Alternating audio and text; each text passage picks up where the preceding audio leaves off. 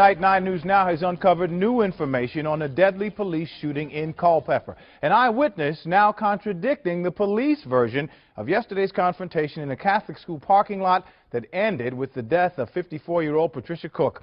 Peggy Fox is in Culpeper with the latest on this investigation.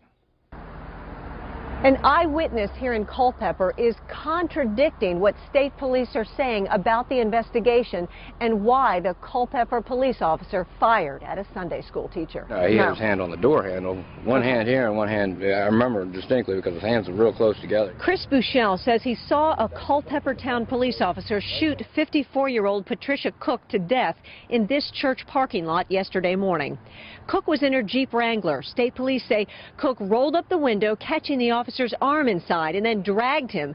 Buchel says it didn't happen that way. He was right next to the vehicle. He had one hand on the door handle and one hand on his weapon.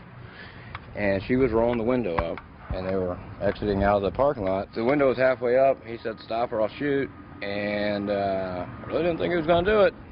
But she got the window all the way up, and that's when he shot. And then she took it left out of the parking lot here.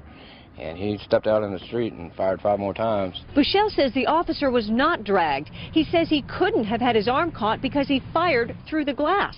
I'm angry, I'm frustrated, I'm sad. I'm fighting back tears right now. Cook's husband doesn't understand why an officer would shoot his unarmed wife multiple times. Personally, I think it may be an overreaction. Maybe excessive force, but I can only surmise that. He doesn't know why his wife was in the parking lot of the Epiphany Catholic School. Their couple's pastor at Culpeper United Methodist Church thinks she may have been there searching for a job to work with children because she loved her volunteer role teaching Sunday school here. We have to celebrate the good things and the parts that we had of Pat and not just what we've lost. Gary Cook is filled with questions along with his grief over his wife's killing. I wish I knew what was going on. I honestly do. I wish I knew what was happening. Culpeper Town Police and the County Sheriff's Department are assisting state police in the investigation. No charges have been filed, but Gary Clark is talking to an attorney about possible legal action.